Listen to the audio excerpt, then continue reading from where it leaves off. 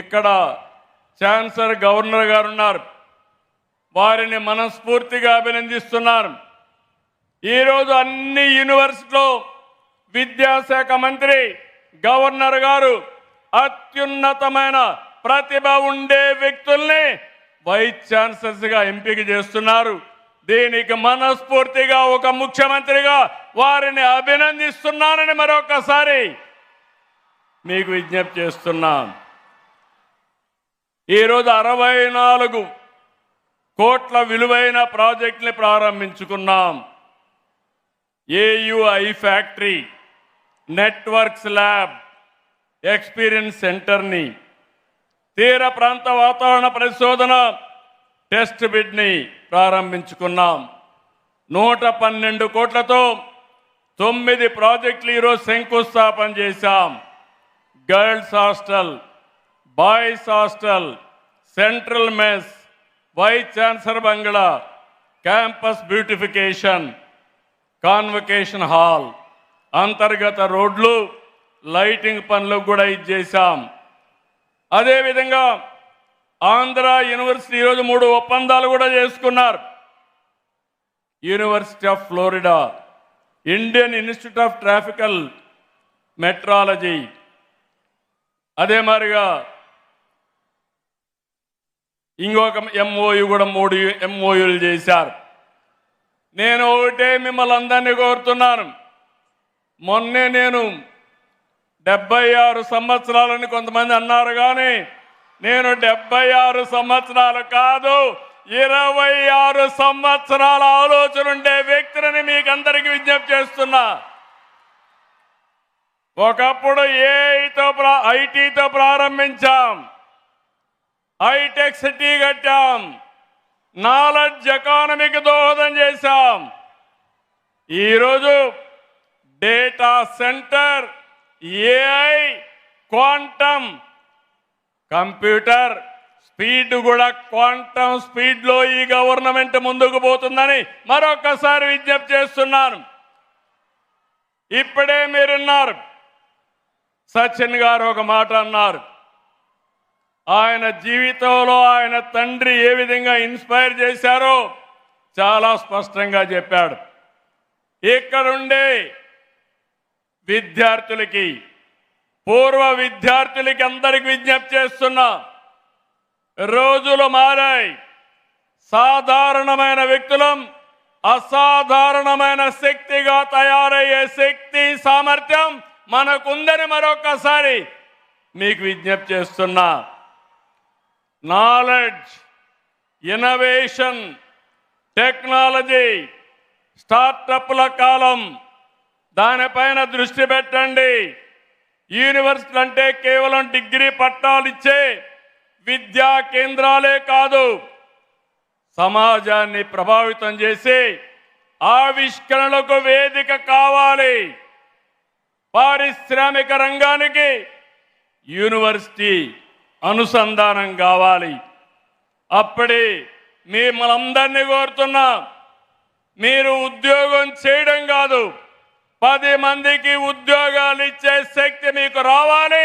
దానికి సహకరించడానికి ప్రభుత్వం సిద్ధంగా ఉందని మరొకసారి విజ్ఞప్తి చేస్తున్నా.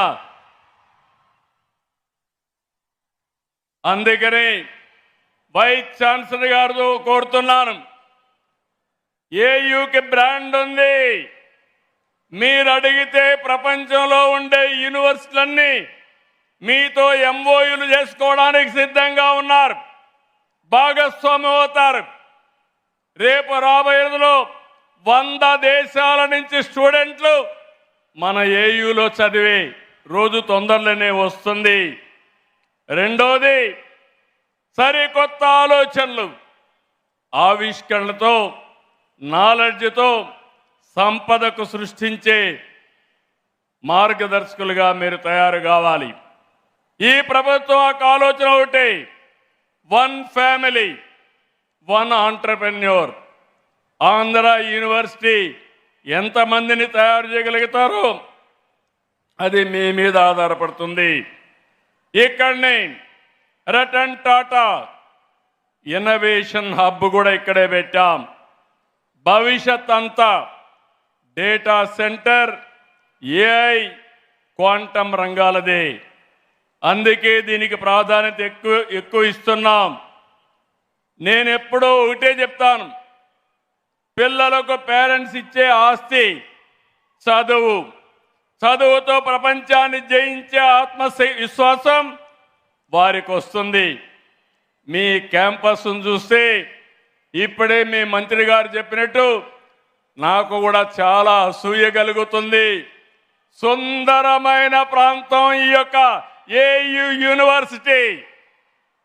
మీకేదైనా స్ట్రెస్ ఉంటే సచిన్ గారు చెప్పినప్పుడు పక్కన దిగి సముద్రం పక్కనకి వెళ్ళి ఒకసారి ప్రశాంతమైన వాతావరణంలో వాకింగ్ చేస్తే ఎక్కడ లేని శక్తి మీకు వస్తుంది, దాంట్లో సందేహం లేదు.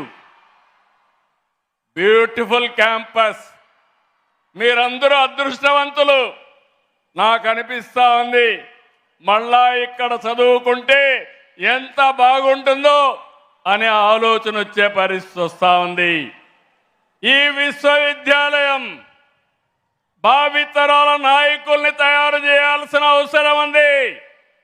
నేను అందుకనే మీ మంత్రి గారు 250 కోట్లు అడిగాడు. నేను ఒకటే మీ యూనివర్సిటీ వైస్ ఛాన్సలర్కి ఒక టార్గెట్ ఇస్తున్నా.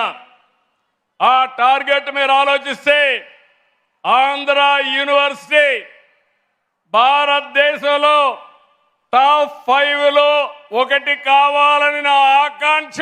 దానికి రాత్రింపగళ్ళు చేయాలి.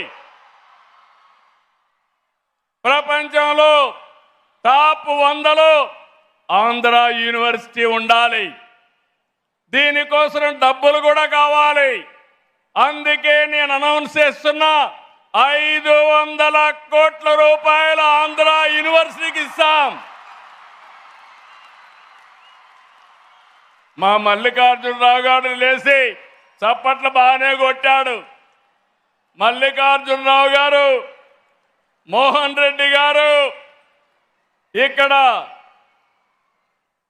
లారస్ సత్యనారాయణ గారు, అందరూ వ్యాపారస్తులు ఉన్నారు.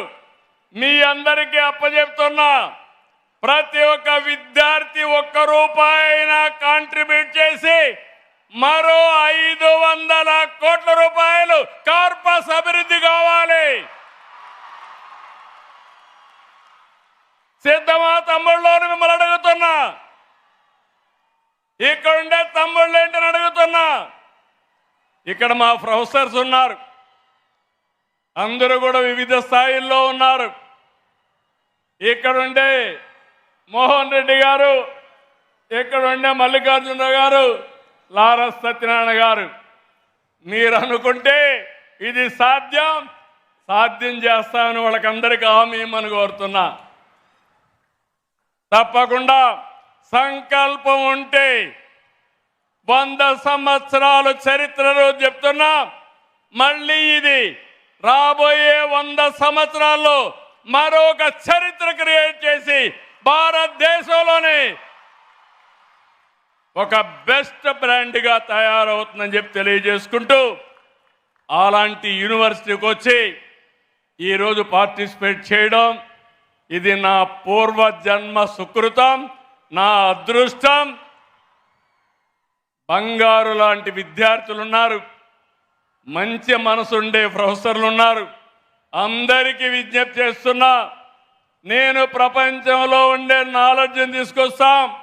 మీ మంత్రి గారు కూడా అన్ని కంపెనీలు తీసుకొచ్చే పరిస్థితిలో ఉన్నారు. మా ఆలోచన ఒకటి, నేను కానీ మా మిత్రుడు పవన్ కళ్యాణ్ గారు జనసేన అధినేత ఈ రాష్ట్రాన్ని పునర్నిర్మాణం చేయాలని ముందుకొచ్చాం. ఈ పునర్నిర్మాణ కార్యక్రమానికి, తెలుగు జాతి పూర్వ వైభవానికి మన ప్రియతమ ప్రధాని నరేంద్ర మోడీ గారు పూర్తిగా సహకరిస్తున్నారు.